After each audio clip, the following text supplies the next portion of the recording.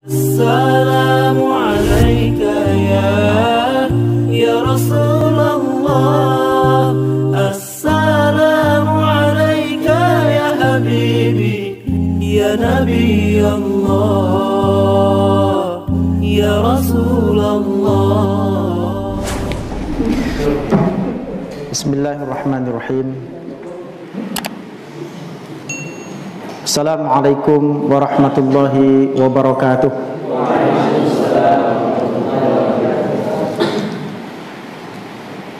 Innal hamdalillah nahmaduhu wa nasta'inuhu wa nastaghfiruh wa na'udzu billahi min shururi anfusina wa min sayyiati a'malina. May yahdihillahu fala mudilla lahu wa may yudlilhu fala hadiyalah. Asyhadu an la ilaha illallah wahdahu la syarika lah wa asyhadu anna Muhammadan abduhu wa rasuluhu la nabiyya wa rasula ba'dah wa la haula wa la quwwata illa billah amma ba'd. Hadirin jemaah sekalian yang semoga sama-sama dimuliakan oleh Allah Subhanahu wa taala. Alhamdulillah, kita bersyukur kepada Allah Subhanahu wa taala atas limpahan curahan nikmat yang demikian banyak. Hingga hari ini Allah Subhanahu wa taala mengizinkan kita untuk menikmati alam dunia ini, menghirup udara yang Allah ciptakan ini sebagai fasilitas bagi hamba-hambanya, bagi manusia di dalam melaksanakan tugasnya, yakni mengabdi dan menghamba kepada Allah Subhanahu wa taala. Dan alhamdulillah, nikmatnya kita diberikan oleh Allah Subhanahu wa taala kesempatan untuk menikmati alam dunia ini hingga hari ini dalam keadaan sebagai seorang mukmin, sebagai seorang muslim. Kita bermohon kepada Allah agar kiranya menetapkan hati kita ini di dalam keimanan, di dalam keislaman, hingga kita hidup bersama iman dan Islam, hidup bersama kalimah tauhid la ilaha illallah, dan kita berharap kelak mati juga dalam keadaan bertauhid dan akhir kalam hayat hidup kita adalah kalimah la ilaha illallah. Amin ya rabbal alamin. Salat dan salam semoga terlimpah curah kepada Nabi kita tercinta Nabiullah Muhammad sallallahu alaihi wasallam, yang dengan perjuangannya, tetes darah dan keringatnya bersama para sahabat berjuang untuk mendakwahkan Islam sehingga kalimat tauhid tegak di muka bumi ini, sehingga akhirnya kita pun yang jauh jaraknya, jauh jarak tempuhnya, jauh pula waktunya dari tempat dakwahnya Nabi sallallahu alaihi wasallam, dari masanya Nabi sallallahu alaihi wasallam, tapi kita juga diberikan kenikmatan untuk bisa menghirup udara iman, menghirup nikmatnya iman dan Islam, cahaya hidayah kita mampu berjalan di bawah terangnya cahaya hidayah Islam ini. Jemaah yang dirahmati oleh Allah Subhanahu wa taala, maka sebagai bentuk syukur kita atas nikmat-nikmat itu, sebagai bentuk syukur kita atas nikmat iman dan Islam, bentuk syukur kita atas diutusnya Rasulullah sallallahu alaihi wasallam kepada kita adalah dengan bersungguh-sungguh memahami, mempelajari, lalu kemudian mengamalkan, menegakkan segala ajaran yang dibawa oleh Rasulullah sallallahu alaihi wasallam. Rasulullah sallallahu alaihi wasallam diutus oleh Allah Subhanahu wa taala dengan membawa Al-Qur'an. Oleh karenanya tidak boleh ada seorang mukmin, seorang yang mengaku dirinya sebagai muslim tetapi kemudian tidak memahami Al-Qur'an, apalagi sampai tidak bisa membaca Al-Qur'an. Yang tidak bisa berupayalah untuk membaca, untuk belajar bisa membaca. Kalaupun belum bisa membaca lalu kemudian diwafatkan, Allah diwafatkan kita dalam keadaan sedang berjuang untuk bisa membaca Al-Qur'an dengan baik dan benar. Kalaupun belum semua ayat Quran kita pahami, tapi diwafatkan kita dalam keadaan kita punya ghirah yang tinggi, punya semangat yang tinggi, punya upaya yang besar untuk bisa mempelajari, untuk bisa memahami ayat-ayat Al-Quran dengan menghadiri majelis-majelis ilmu, majelis tadabbur Al-Quran. Jemaah yang dirahmati Allah, malam hari ini kita akan lanjutkan pembahasan kita mentadabburi ayat-ayat Allah, masih dalam pembahasan surah Al-Mutaffifin di dalam juz amma atau juz yang ke-30. Pada pertemuan sebelumnya sudah kita bahas beberapa ayat dari surah Al-Mutaffifin. Kali ini kita akan memulainya dari ayat yang ke-14 dari surah Al-Mutaffifin. Allah Subhanahu wa taala berfirman, A'udzubillahi minasyaitonir rajim. Bismillahirrahmanirrahim. Kalla bal rana ala qulubihim ma kanu yaksibun. Kalla bal ini kalau di mushaf itu ada tanda saktahnya di atasnya, maka kemudian kalau ada tanda saktah di atasnya berhenti tetapi tidak mengambil nafas, ya. Kalla bal rana ala qulubihim ma kanu yaksibun. Kalla, kata Allah, sekali-kali tidak. Sebagaimana kita bahas sebelumnya, kata kalla di dalam Al-Quran itu maknanya terkadang maknanya adalah menolak pernyataan-pernyataan sebelumnya, artinya sekali-kali tidak, atau juga sekali waktu maknanya kalla artinya haqqan, justru menegaskan benar-benar sungguh benar untuk menegaskan kebenaran kalimat setelahnya. Nah, di dalam ayat ke-14 ini kalla maknanya adalah sekali-kali tidak, karena dia menolak pernyataan-pernyataan, menolak sikap-sikap buruk yang ditunjukkan oleh orang-orang kafir di ayat-ayat sebelumnya. Di ayat sebelumnya dijelaskan bahwa orang-orang kafir alladzina yukadzibuna biyaumiddin wa ma yukadzibu bihi illa kullu mu'tadin athim idza tutla alaihi ayatuna qala asatirul awwalin. Mereka orang kafir adalah orang yang mendustakan hari pembalasan. Tidaklah mereka mendustakan kecuali karena memang mereka orang yang melampaui batas dan gemar berbuat dosa. Yang mana idza tutla alaihi ayatuna qala asatirul awwalin. Kalau dikatakan kepada mereka, dibacakan kepada mereka ayat-ayat Quran, mereka mengatakan itu adalah dongeng-dongeng orang terdahulu. Maka ditolak di ayat ke-14 ini. Kalla, bukan, itu bukan dongeng-dongeng orang dahulu. Kenapa orang kafir mengatakan dongeng-dongeng orang dahulu? Mereka tidak bisa mendapatkan manfaat, tidak bisa melihat hikmah yang begitu besar, makna yang luar biasa dari dalam ayat Al-Quran ini, sehingga mereka menganggap Al-Quran ini hanya dongeng belaka. Bagi orang kafir Al-Quran ini hanya produk sastra. Sebagian ada orang kafir yang menghargai, menghormati Al-Quran ini sebagai sebuah karya sastra, tetapi tidak menganggapnya sebagai sebuah tuntunan hidup. Diakui bahwa bahasanya indah, maka mereka menganggap Al-Quran itu ya sama dengan buku-buku, novel-novel, misal Mahabharata misalnya, seperti itu. Nah, itu disamakan seperti itu, sehingga dia anggap asatirul awwalin, kisah-kisah orang dahulu. Mereka tidak bisa melihat makna yang dalam di dalam ayat-ayat Al-Quran itu. Tidak, kata Allah Subhanahu wa taala, kalla, sekali-kali tidak, bukan dongeng-dongeng terdahulu. Bal rana ala qulubihim ma kanu yaksibun. Tetapi hati mereka lah, yang di hati mereka itu ada noktah, ya. Rana ala qulubihim, ada titik, ada noda. Ron itu noda, ala qulubihim, yang menutup hati mereka, kanu yaksibun, disebabkan perbuatan mereka, disebabkan dosa-dosa mereka. Kan disebutkan mereka ini mu'tadin athim, orang-orang yang melampaui batas dan gemar berbuat dosa. Karena gemar berbuat dosa, maka hatinya menjadi tertutup. Ya. Di dalam sebuah hadis Nabi sallallahu alaihi wasallam mengatakan, innal abda idza aznaba dzamban kanat nuqtatun sauda'u fi qalbi. Seorang hamba itu kalau dia berbuat dosa, satu kali dia buat maksiat, maka akan ada satu titik di hatinya. Fa in taba minha sukila qalbuh. Apabila ia bertobat, kinclong lagi hatinya itu. Jadi ibarat cermin, ibarat kaca. Hati itu ibarat cermin, ibarat kaca. Kalau ada dosa, maka ada titik hati. Maka kalau titik-titik terus, ibarat kaca juga, kalau tidak dibersihkan dia kabur, nggak bisa dipakai ngaca. Makanya hati orang yang banyak maksiat itu tidak bisa, tidak peka juga melihat, membedakan hak dan batil, nggak bisa. Bahkan lama-lama akhirnya kebal, mati rasa. Kalau dia buat dosa, dia buat maksiat, dia nggak merasa kalau itu masalah. Padahal hati orang yang normal itu, kalau dia melakukan satu perbuatan dosa, dia merasa hatinya pasti ada rasa tidak enak, atau dia ada rasa malu, nggak mau dilihat oleh orang lain. Ya, Nah, ini ya. Tapi kalau orang yang biasa buat maksiat, sudah banyak buat maksiatnya, dia enteng aja buat maksiat. Kenapa? Ibarat kaca itu udah kotor. Kalau dia ngaca, kalau kacanya bersih kan ada noda sedikit kelihatan di kaca itu. Ya. Digosok terus, ya. Ada jerawat sedikit, diobati. Gimana caranya dia? Galau, gelisah.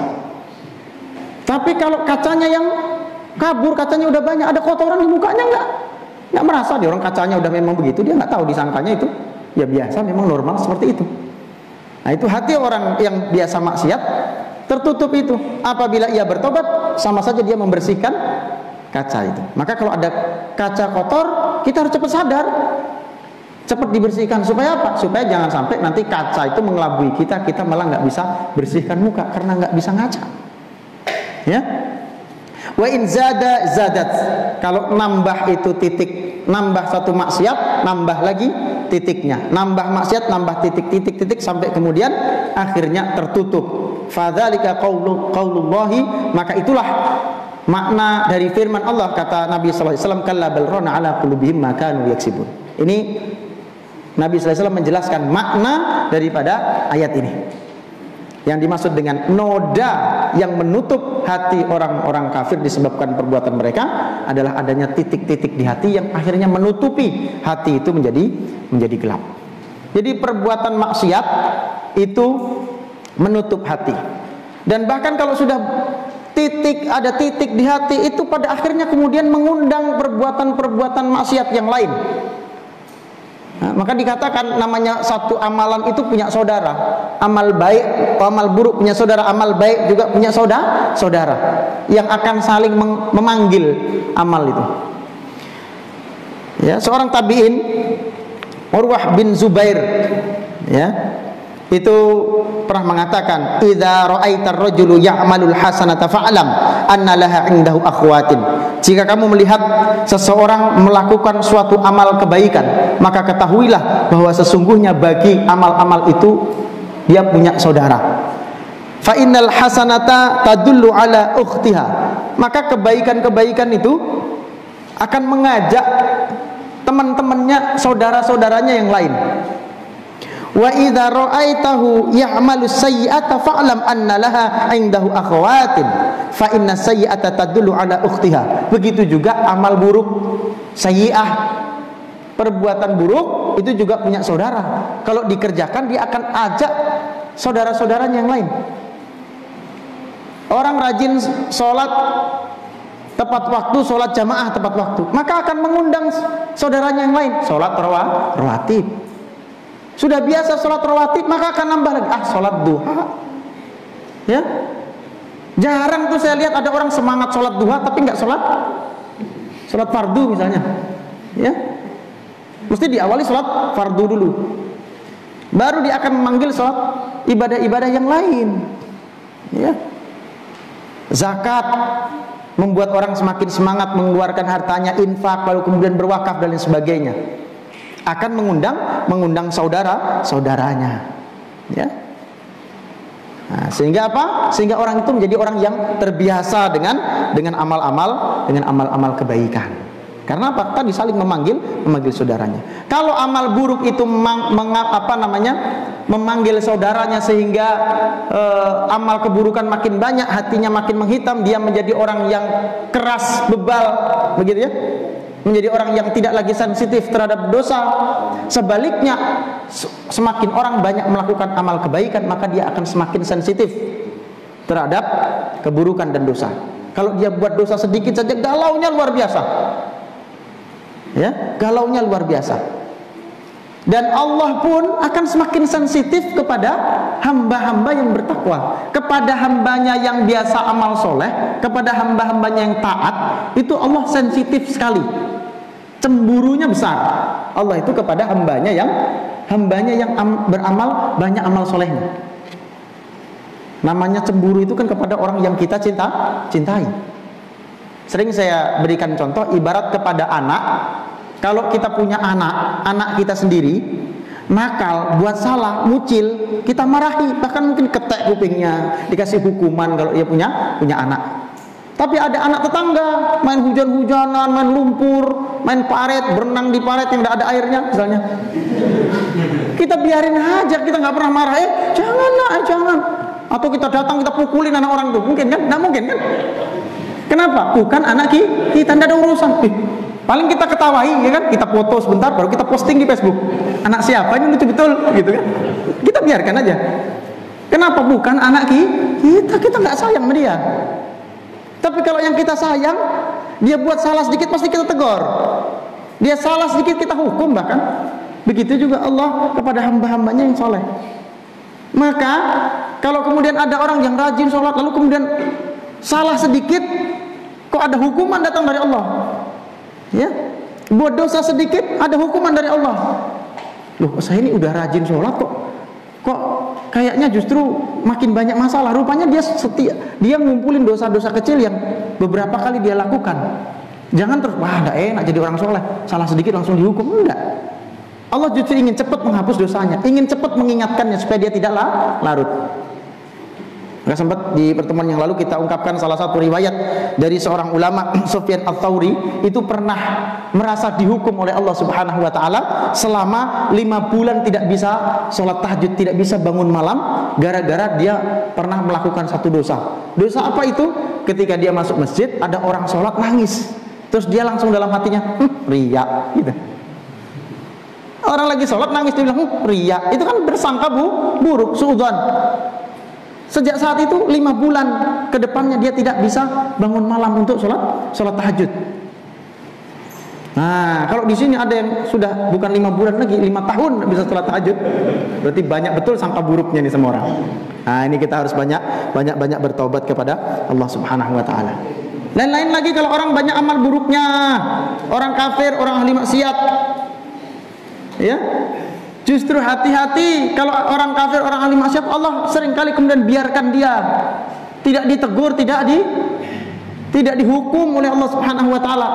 Jangan justru gembira, wah, saya biasa maksiat tapi baik-baik aja. Berarti Allah bolehin saya buat maksiat. Bukan, itulah yang namanya istidraj bagi orang-orang kafir, orang-orang fajir. Kata Allah Subhanahu wa taala dalam surah Al-An'am ayat 44, falamma nasu ma dzukiru bihi fatahna alaihim abwaaba kulli syai'in hatta idza farihu bima utu akhadnahum baghtatan fa idzahum mublisun.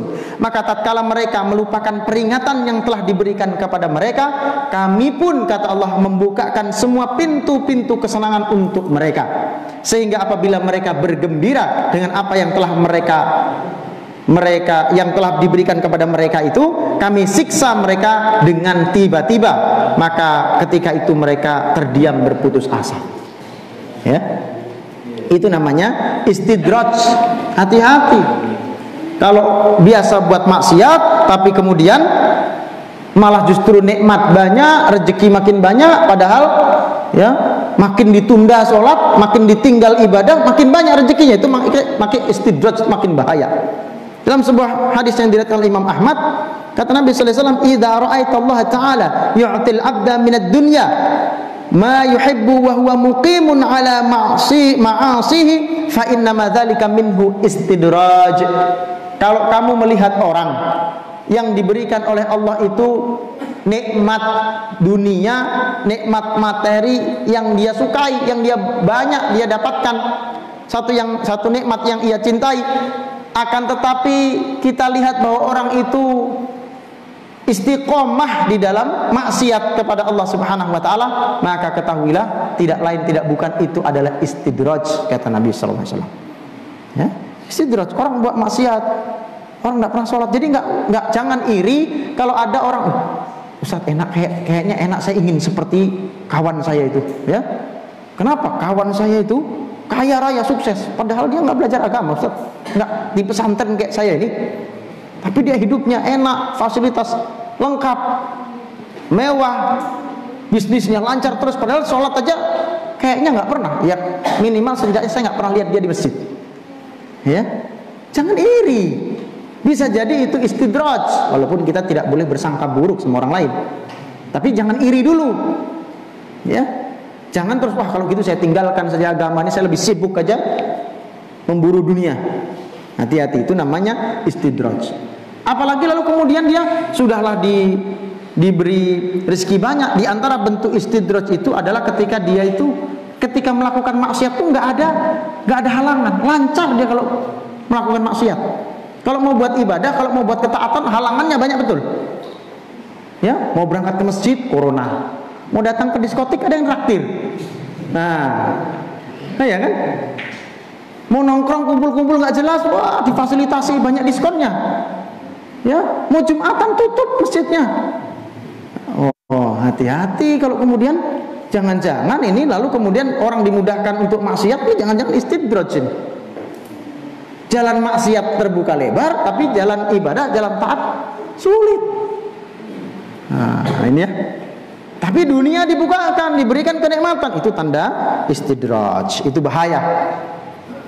Nah, itu disebabkan apa istidraj itu? Istidraj yang terjadi itu disebabkan kemaksiatan yang terus-menerus, sudah diingatkan oleh Allah, diabaikan. Ketika dia masih bersih, kaca tadi itu masih diingatkan, ketika dia buat maksiat diingatkan sama Allah, diingatkan, tapi tidak dihiraukan, terus lama-lama akhirnya hati itu menjadi gelap, sehingga kemudian dibiarkan oleh Allah Subhanahu wa taala terombang-ambing dalam kesesatannya, dalam kemaksiatannya. Na'udzubillah min dzalik. Ya.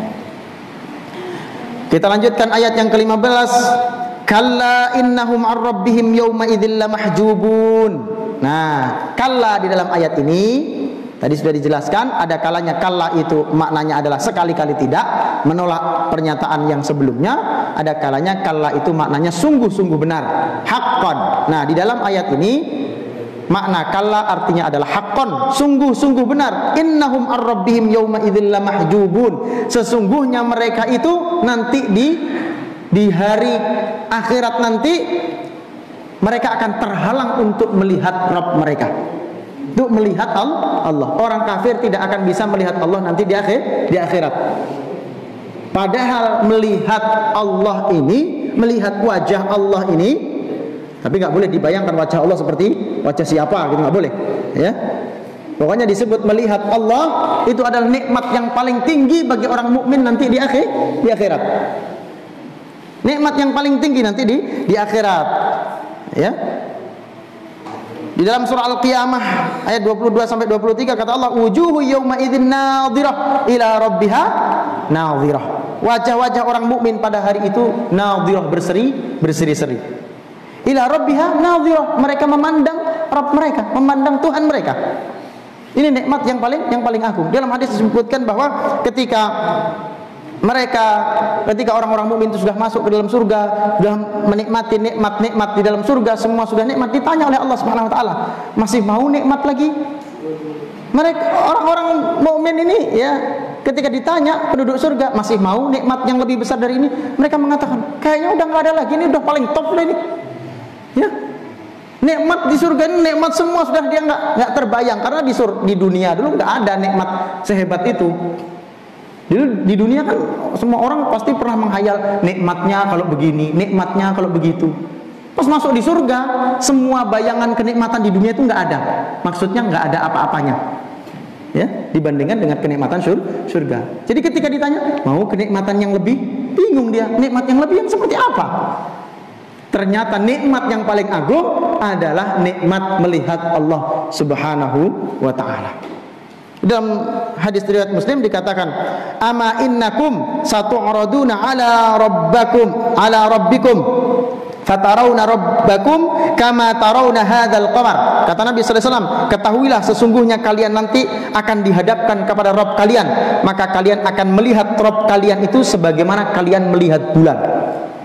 Ya, maksudnya jelas terang benderang melihat Allah. Itu kenikmatan yang luar biasa. Dan ini harus kita yakini bahwa nanti kenikmatan yang besar. Bahkan dikatakan bahwa seandainya tidak ada lagi nikmat di surga itu selain memandang Allah, itu cukup sekali.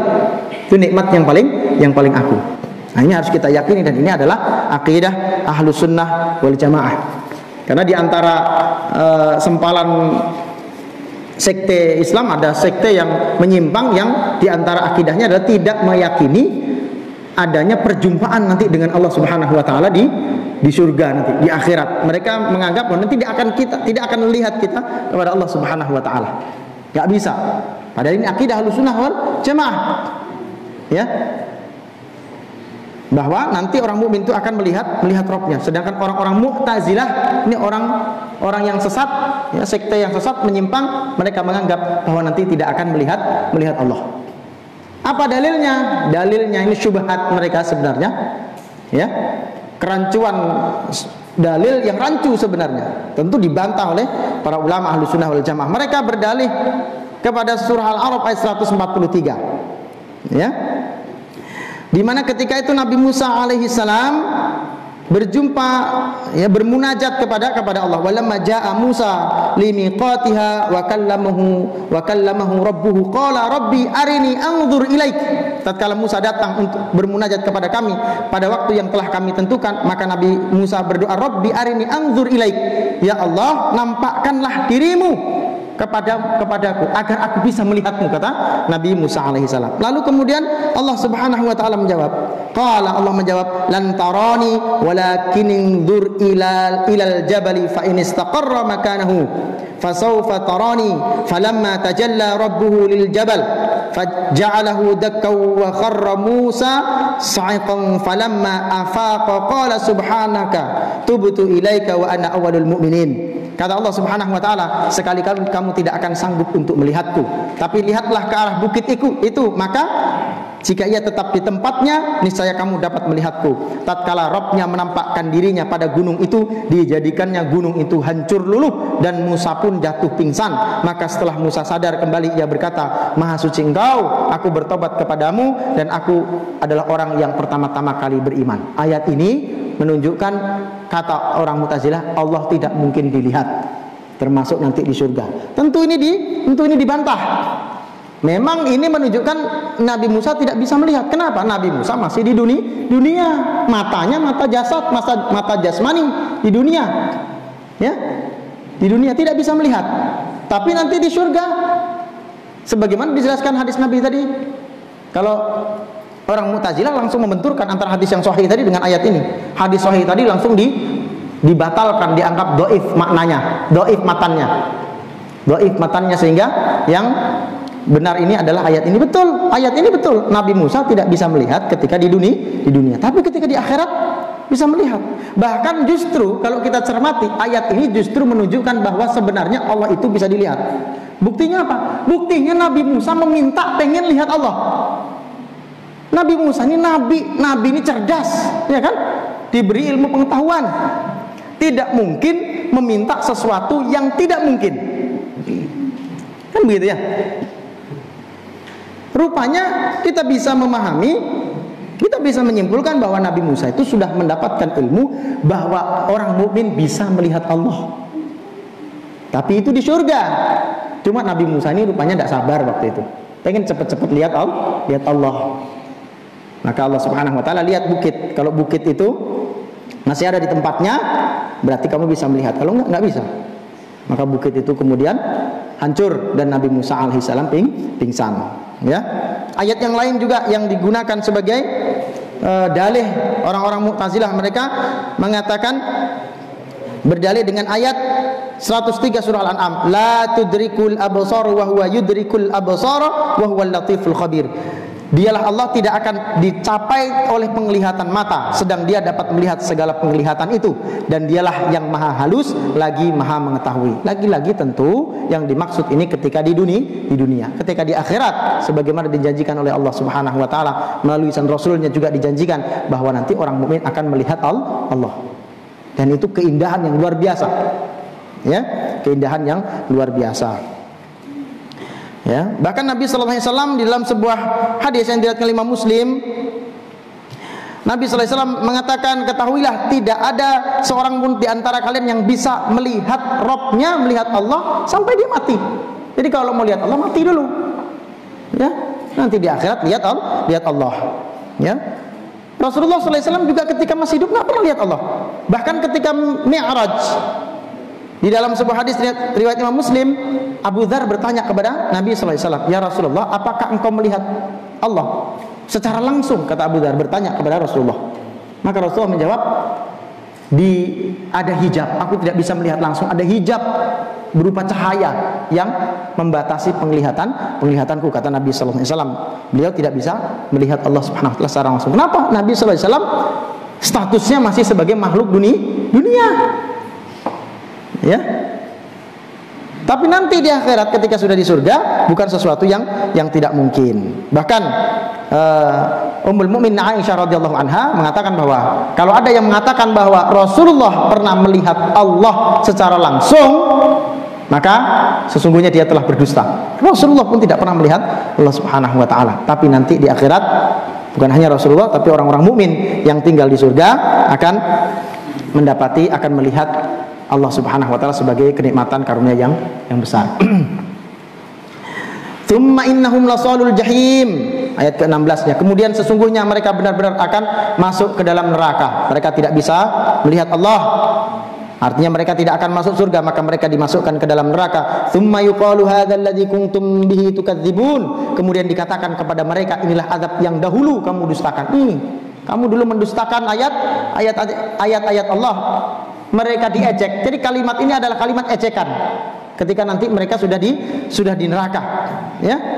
Balasan atas ejekan mereka dulu, mereka mengejek agama, mereka mengejek Allah, mereka mengejek Rasul, mereka mengolok-olok syariat, mereka mengolok-olok Islam, mereka mengolok-olok para dai, ya. Mereka mengolok-olok dinul Islam ini, maka dibalas oleh Allah Subhanahu wa taala, hadzal ladzi kuntum bihi tukadzibun. Ini dulu yang kamu enggak percaya kalau ada neraka. Ya. Dulu kamu berolok-olok, kalau surga itu kelompokmu, mending saya di neraka aja sama kawan-kawan saya. Ada yang mengatakan begitu, ya. Wah, kalau di surganya sama orang-orang radikal nih, mending saya di neraka sama orang-orang toleran, ini begitu. Ya udah, akhirnya benar masuk neraka. Tuh, alhamdulillah selamat, gitu ya.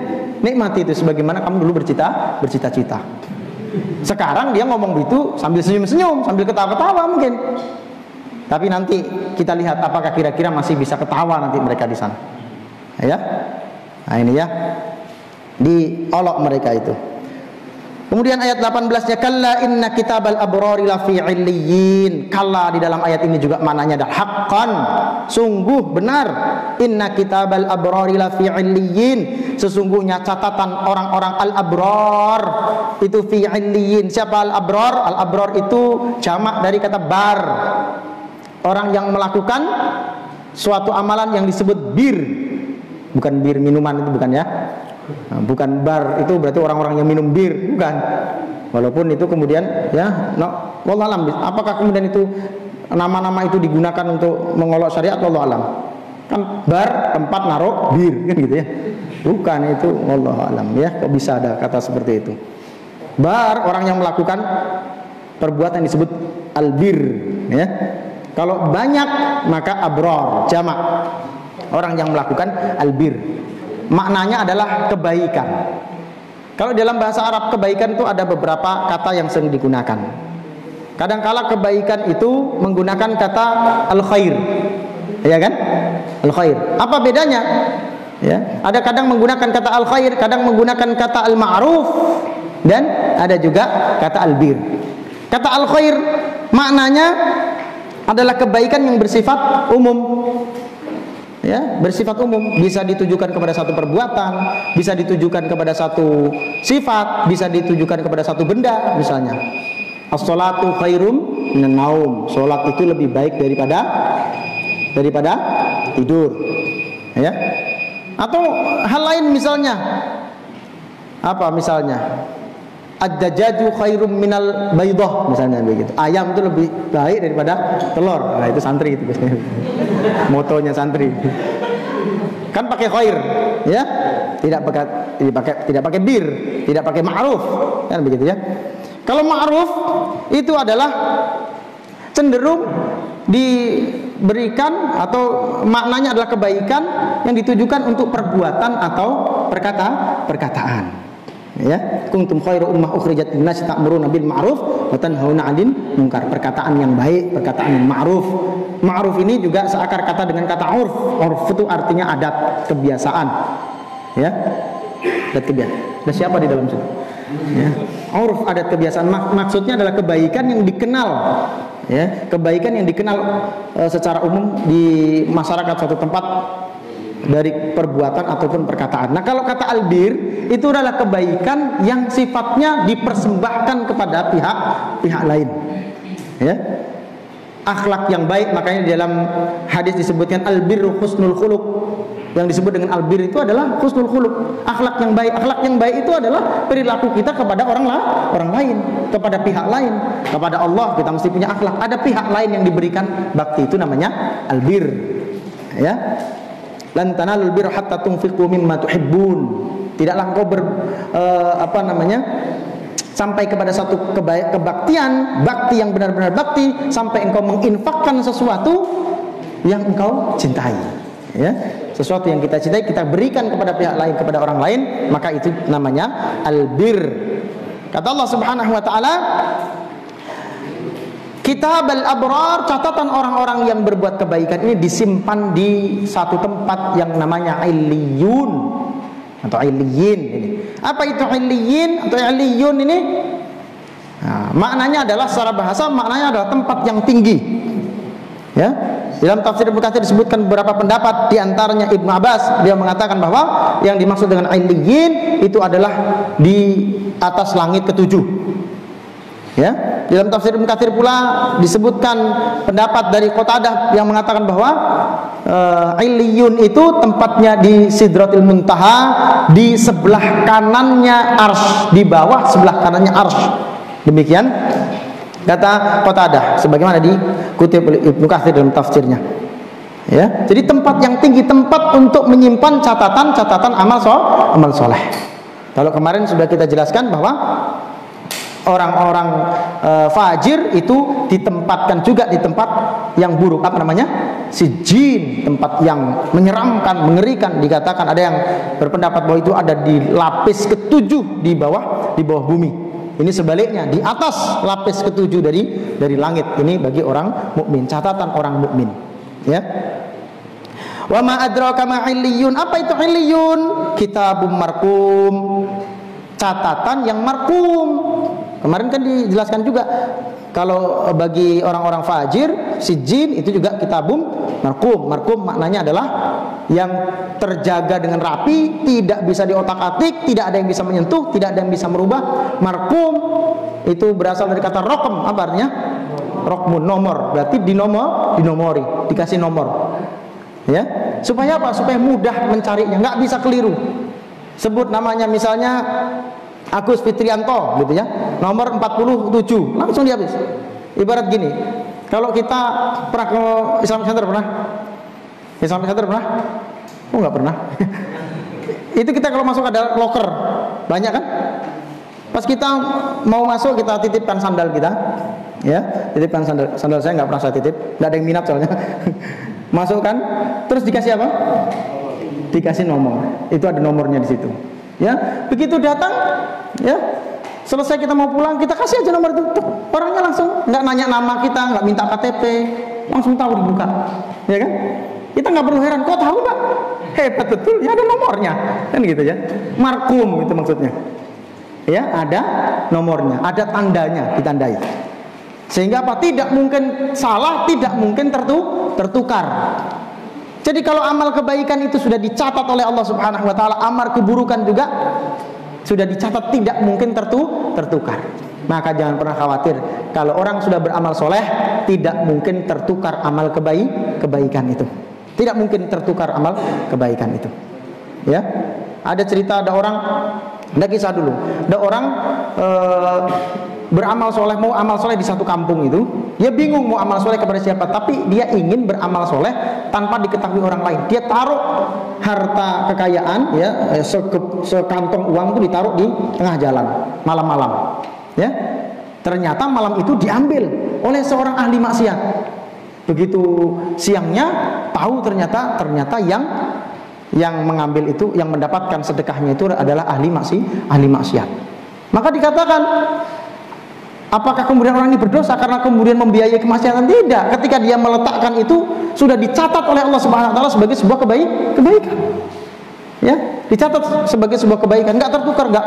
Niatnya kebaikan ternyata salah alamat, enggak ada kebaikan salah alamat. Kalau sudah caranya benar, niatnya benar, ya, kalaupun ternyata keliru yang diberi itu tadi, kita sedekah sama orang, ternyata yang kita sedekah ini orang tidak pernah sholat, tetap jadi pahala, tetap jadi pahala. Kalau kita memang berniat buat kebaikan, kecuali kita sudah tahu, ya, ini orang kalau dikasih duit pasti dipakai untuk maksiat, lalu kita kasih duit, itu sama, namanya memberikan biaya untuk orang berbuat maksiat.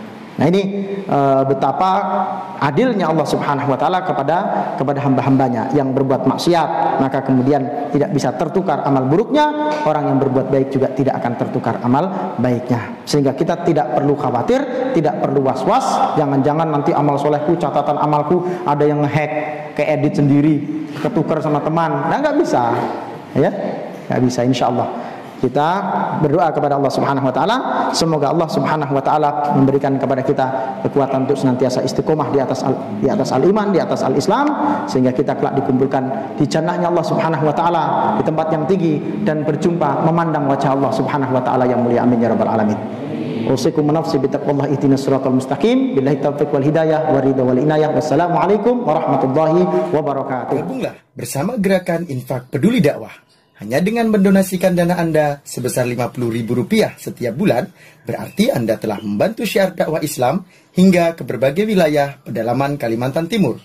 Karena dakwah tak harus ceramah. Kirim SMS atau WA Anda, ketik GIB dakwah, kirim ke 0811 586 1331.